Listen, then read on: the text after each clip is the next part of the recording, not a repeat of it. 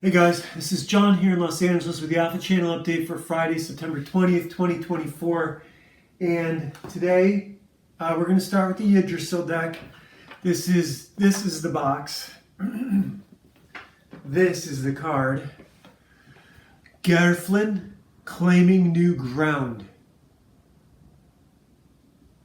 And I am going to talk about that and what new ground Alpha Channel is going to be claiming in the online game space. But before I do, I'm going to show off the back of Johnny the Homicidal Maniac number 5. Today we're doing number 4. This is number 5. This is, I think, one of the best illustrations in comics. Much better than the homoerotic version of the Crow where he's standing with his shirt off and his arms behind his head. This is much better. This is pure.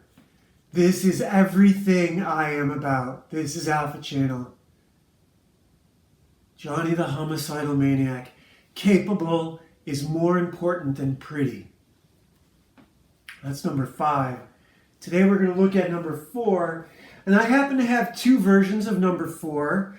And I'm going to show off something. So Quebecor is one of the big print houses for comic books. And this is a woman who did this. Look at this sticker down here. That's a woman's handwriting, I promise you. And it was done deliberately. Someone put this on the cover of Johnny the Homicidal Maniac out of spite. I guarantee you that's what happened. A woman did that. I happen to have 2 copies.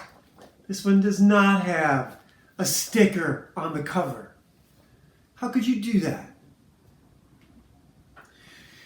Now, this is a great number 4. This is a great Act 2 twist, because what's happening here is Jean Vasquez, already in 3 issues, he's given us 3 amazing issues where he established the character, he established guest characters, recurring characters. There's some recurring characters in here. And Jonin does not let the story get stale. He realizes that he's repeating himself and that Johnny has problems. And this is Johnny.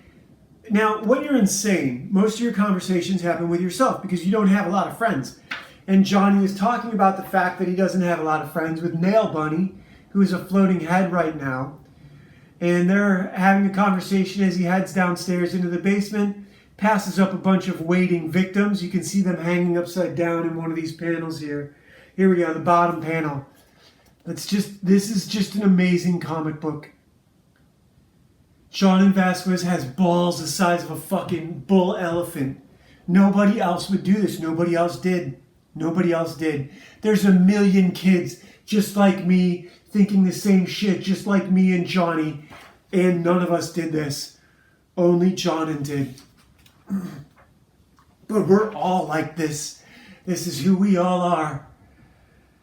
At least those of us who have our heads occupied by a legion of demons, like I do. Look at Johnny way down here in the basement underneath everything. And basically he's come to the conclusion, he's having an argument with himself, like, why is he doing this? What is he doing?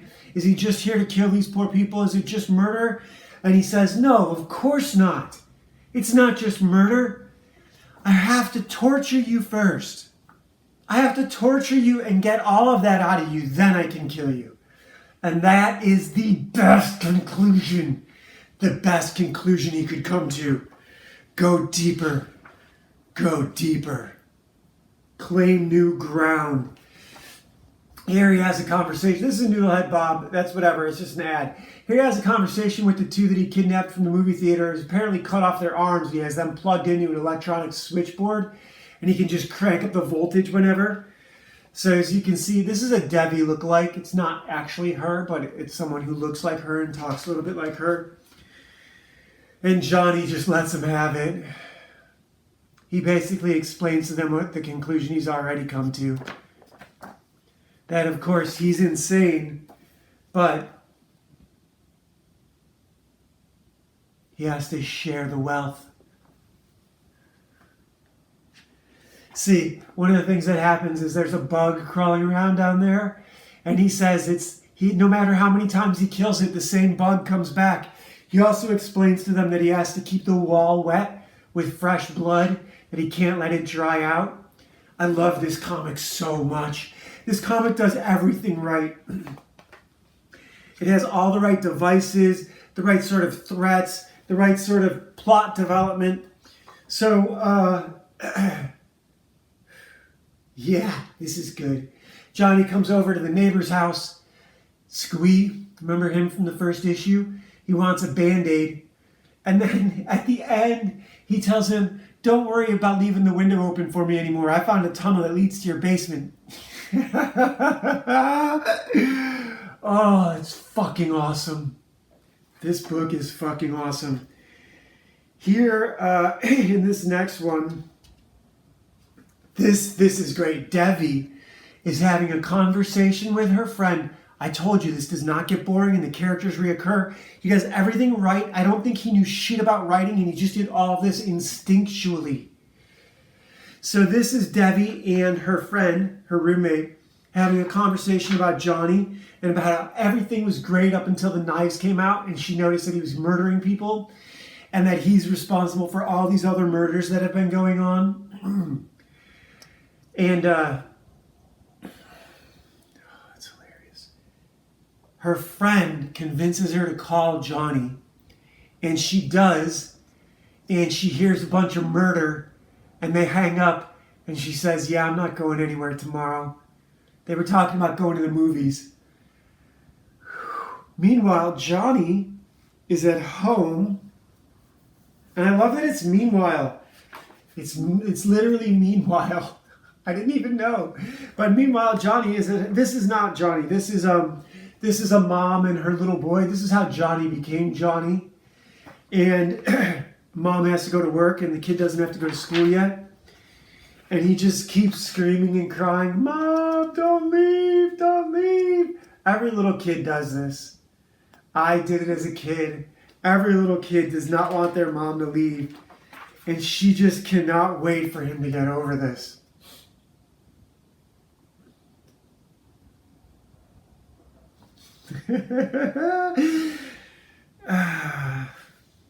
Then we have a public service announcement about a runaway who gets into drugs and is just a wreck. This is just an awesome fucking comic book. And finally we get back to Johnny, who has set up a suicide machine. No one ever calls him. He's having an argument with the Doughboys about why he'd attach a suicide machine to the phone. No one ever calls him. Not even wrong numbers call Johnny. He doesn't have any friends. And that happens to be when Devi calls him. And first he murders the Doughboy for talking shit to him. He stabs him with a knife in the forehead. But then Devi calls and he answers. Hello? And the gun goes off and blows his brains out. Oh, this comic is so fucking good. And then we get a Happy Noodle Boy. I think there's a Noodle Boy in every issue. I think I just completely glazed over the first two. And Dear Diary, Johnny's dead. Oh, I love this comic. Wobbly Headed Bob, Johnny the Homicidal Maniac, #4. I'm going to make this as a new movie. And Claiming New Ground. There's some other things I want to talk to you guys about. So, a few of the projects, look, I've done a lot more in this life than want to write. Mostly because writing, so in terms of claiming new ground, there's a lot more in this life to accomplish than just being a writer. Stephen King didn't go far enough. John Grisham didn't go far enough. Walt Disney had the right idea. George Lucas had the right idea.